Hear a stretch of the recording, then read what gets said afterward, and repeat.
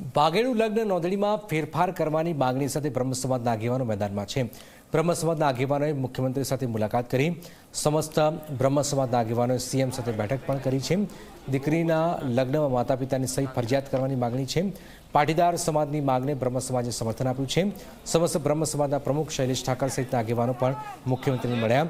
મહિલા પ્રમુખ ધારણીબેન શુક્લા અને યુવા પ્રમુખ મનોજ ઉપાધ્યાય સહિતના પ્રતિનિધિઓ સીએમને મળ્યા હતા।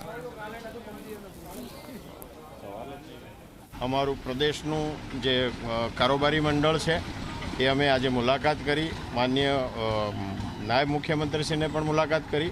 અંબાજી મુકામે 14 ડિસેમ્બરે અમે કેટલાક ઠરાવો કર્યા હતા।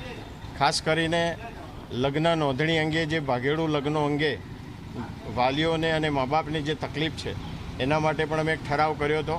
એની એ ઠરાવની નકલ આજે અમે માનનીય મુખ્યમંત્રીશ્રીને રજૂઆત કરી છે કે મા બાપની સંમતિ અથવા મા બાપની સહી ભાગેડુ લગ્નની બાબતમાં ફરજિયાત હોવી જોઈએ, એવા કાયદો અમલમાં આવે એની પણ અમે એક માગણી કરી છે।